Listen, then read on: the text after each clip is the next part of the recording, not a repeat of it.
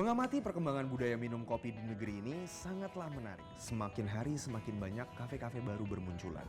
Sebut saja kota-kota seperti Jakarta, Surabaya, Medan, Bandung, dan kota-kota kecil lainnya di Indonesia.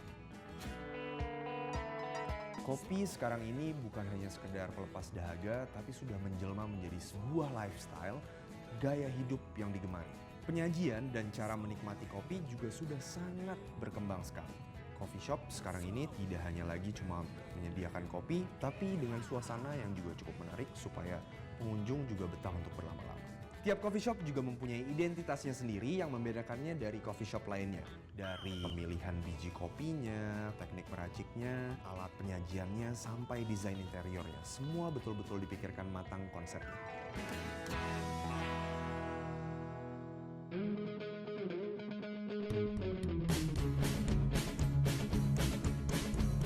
Inilah kisah perjalanan tiga lelaki masa kini dalam mencari dan menemukan kebenaran mitos.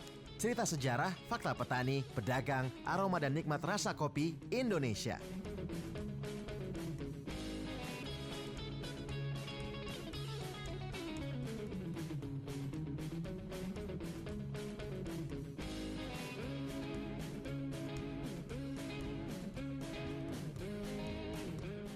Rio Dewanto, aktor, pebisnis, dan penikmat kopi.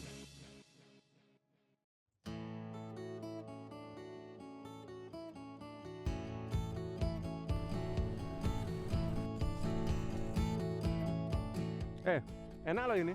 Coba deh.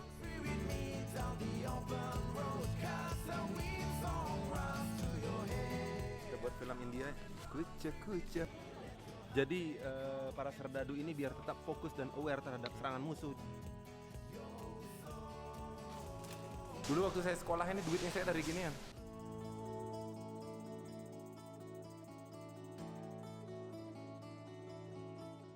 Gede Robi, musisi, petani kopi, dan aktivis.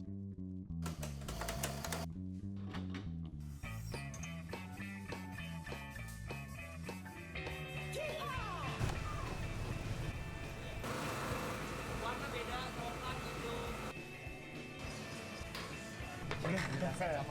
Gak mau yang strong-strong lah udah.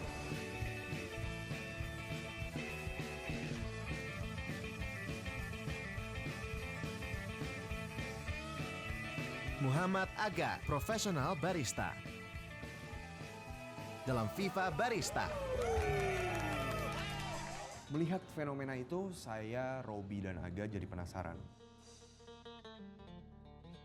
Akhirnya saya memutuskan untuk bertemu dengan Mas Leo, seorang pengamat tren sosial dan pelaku industri kreatif di Indonesia. Nah, kalau ngomongin tren sekarang ini, gitu, ya lo sendiri, menurut gue, pandangan gue sendiri nih, secara subjektif lo juga cukup menjadi trendsetter di Jakarta dan di Indonesia gitu, dengan lo bikin Bright Spot, kemudian ada Good Step, dan kemudian ada industri ini gitu. Gue pengen tahu pendapat lo, Mas, tentang tren kedai kopi yang terjadi sekarang ini di Indonesia dong. Iya, kopi juga salah satu topik yang near to my heart juga lah gitu, karena gue pecinta minum kopi. Gue perhatiin juga sih dari sejak gue balik sampai pertama kali ada istilahnya yang bener-bener coffee, yang artisan coffee gitu, sampai mulai trennya itu dibarengin dengan pengaruh dari luar, and then masuk kemari segitu cepetnya gitu kan, berkembang let's say 5 tahun terakhir, ya kan, menjadi menggila gitu, menjadi satu industri yang mulai dilirik banyak orang termasuk pemerintah. Very positif sih menurut gue. Memang in any tren gitu kan, pasti ada yang mulai, ada yang ngikut gitu kan. Kayak kemarin gue diceritain salah satu supplier mesin kopi. Ada customer dia, umurnya udah tua, tapi dia men-treat bisnis ini sebagai passion karena dia udah retired, jadi dia setiap hari di situ.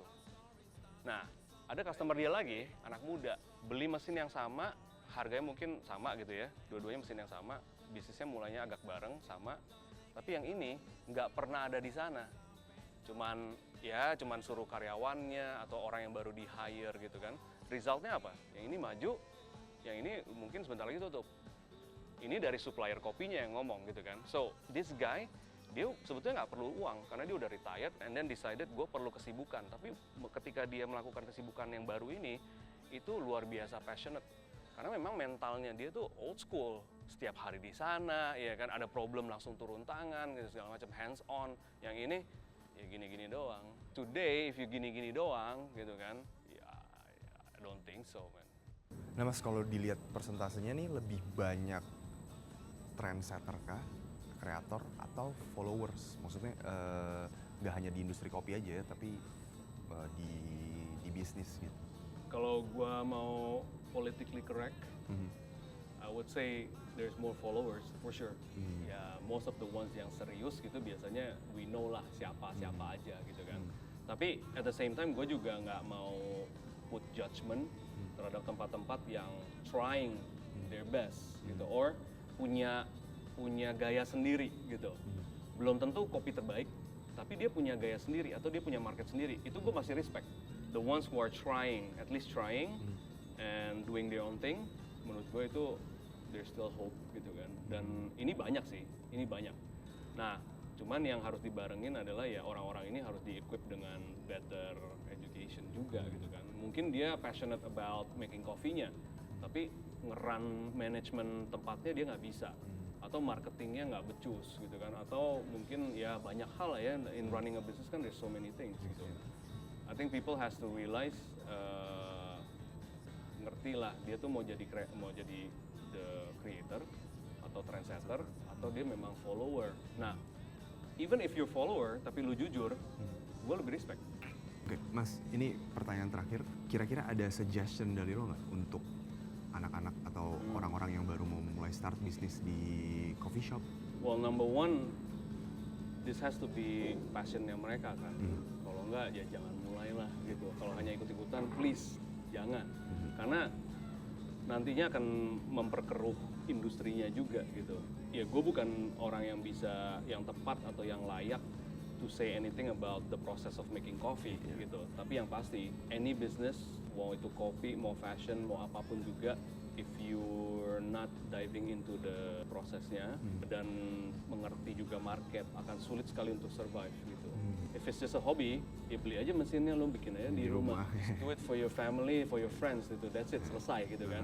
But if you want to make it into a business, make sure kalkulasinya bener. So it's actually about managing ekspektasi sih.